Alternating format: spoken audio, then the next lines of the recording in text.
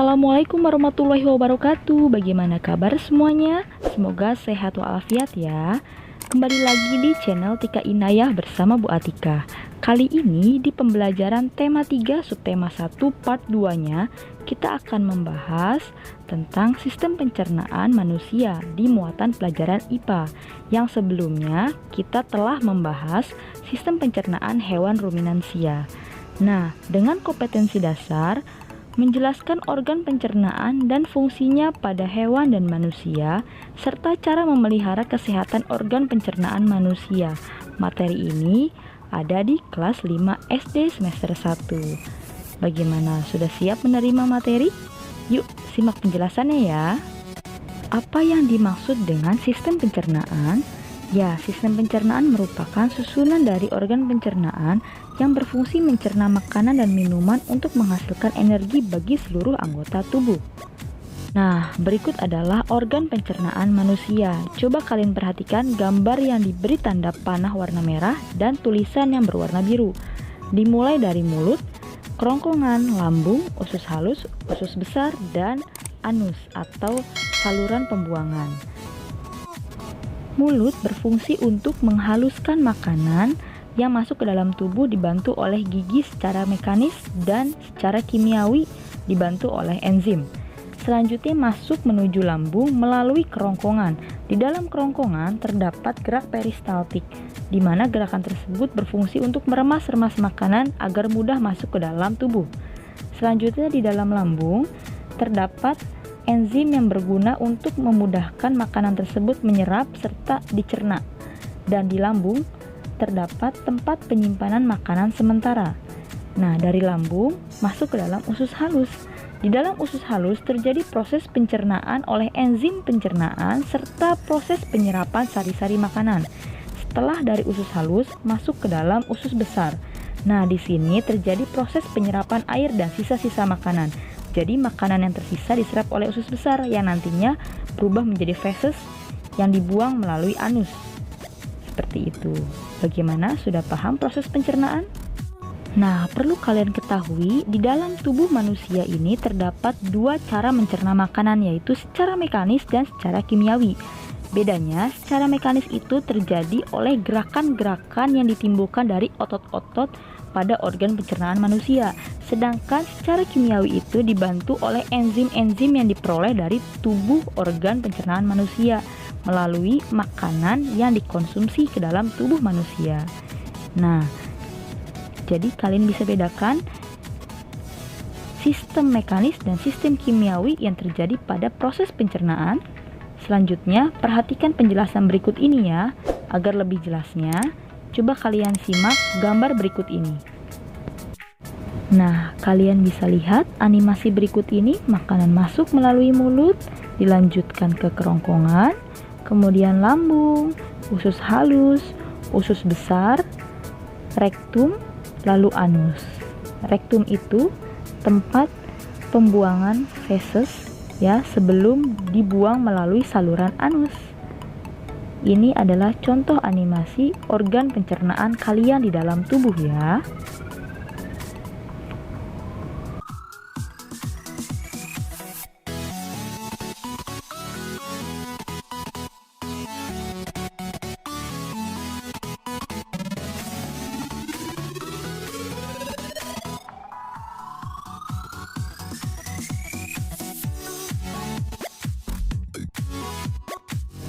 Nah, agar lebih jelasnya, coba kalian simak video animasi berikut ini tentang sistem pencernaan manusia. Hai teman-teman, kemarin kan kita sudah membahas pencernaan makanan dari mulut ya. Setelah dari mulut, makanan kita menuju kerongkongan. Kerongkongan adalah suatu saluran seperti tabung sepanjang 20 cm yang menghubungkan antara rongga mulut dengan lambung. Di dalam kerongkongan terjadi gerakan peristaltik, yaitu gerakan meremas-remas yang dilakukan oleh dinding kerongkongan untuk membuat makanan terdorong masuk ke dalam lambung. Berarti tujuan selanjutnya ke lambung ya, Pipo? Betul, Bol. Lambung adalah bagian dari organ pencernaan manusia yang paling elastis. Lambung berbentuk seperti kantong dan terletak di dalam rongga perut sebelah kiri atas. Di dalam lambung, makanan mengalami pencernaan secara mekanis dan kimiawi. Pencernaan mekanis dilakukan oleh dinding atau otot lambung yang meremas dan mengaduk makanan.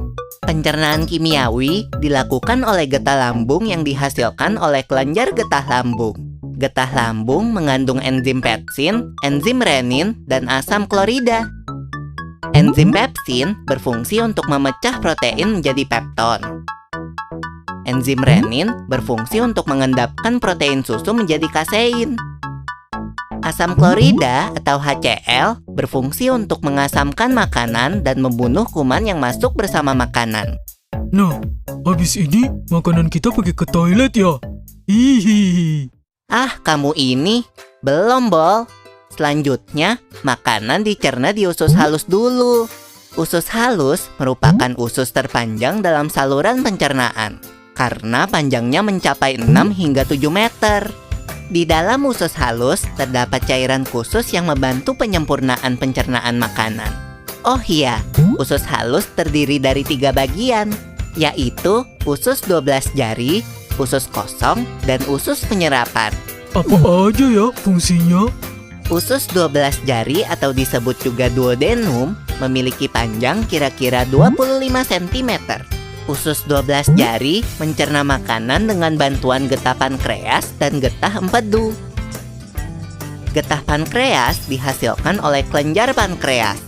Getah pankreas mengandung enzim-enzim berikut. Enzim amilase berfungsi mengubah zat tepung atau amilum menjadi zat gula atau glukosa. Enzim tripsin berfungsi mengubah pepton menjadi asam amino. Enzim lipase berfungsi mengubah lemak menjadi asam lemak dan gliserol. Kalau getah empedu dihasilkan oleh hati dan disimpan dalam kantong empedu. Getah empedu berfungsi untuk mencerna lemak. Selanjutnya, usus kosong atau jejunum terletak di antara usus 12 jari dan usus penyerapan. Usus kosong memiliki panjang sekitar 2,5 meter dan berfungsi untuk mencerna makanan dari usus 12 jari. Terakhir adalah usus penyerapan yang merupakan tempat penyerapan sari-sari makanan. Di seluruh permukaan dindingnya terdapat ujung-ujung pembuluh darah yang menyerap sari-sari makanan. Kemudian, sari makanan diedarkan melalui aliran darah ke seluruh bagian tubuh. Jadi makanan yang kita makan kembali lagi ke dalam tubuh kita ya? Iya, Bol. Habis itu, sisa makanan yang dicerna masih berlanjut ke usus besar. Nah, usus besar berfungsi menyerap cairan, vitamin, dan mineral dari sisa-sisa makanan yang telah diserap oleh usus halus. Pada usus besar, terdapat bakteri yang berguna untuk tubuh bernama E. coli yang berfungsi untuk membantu proses pembusukan sisa makanan. Proses pembusukan sisa makanan akan menghasilkan kotoran atau feses yang kemudian dikeluarkan melalui anus. Oh gitu. Nah, gimana dengan mulus? Itu disebabkan oleh apa ya, Pipo? Organ terakhir yang bernama rektum adalah ujung muara dari usus besar yang berfungsi sebagai tempat penyimpanan feses sementara. Ketika rektum terisi penuh dengan feses, maka saraf akan mengirimkan respon kotak yang menimbulkan rasa ingin buang air besar. Anus adalah lubang di bagian bawah pantat yang berfungsi sebagai tempat keluarnya feses dari tubuh. Jadi begitu ya, seluruh proses pencernaan dalam tubuh kita. Iya, Bol. Seenak-enaknya makanan yang aku makan, ujung-ujungnya untuk dibuang lagi. Tapi ingat, kan ada juga sari makanan yang menyebar menjadi energi untuk tubuh kita. Betul juga ya. Oh ya, Pipo, ngomong-ngomong soal pencernaan, kamu pernah sakit perut gak? Tentu saja, Bol. Kenapa ya perut kita bisa sakit? Nanti akan kita bahas bersama di video selanjutnya ya, Bol.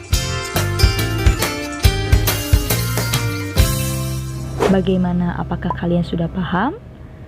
Alhamdulillah, materi tentang sistem pencernaan manusia telah selesai.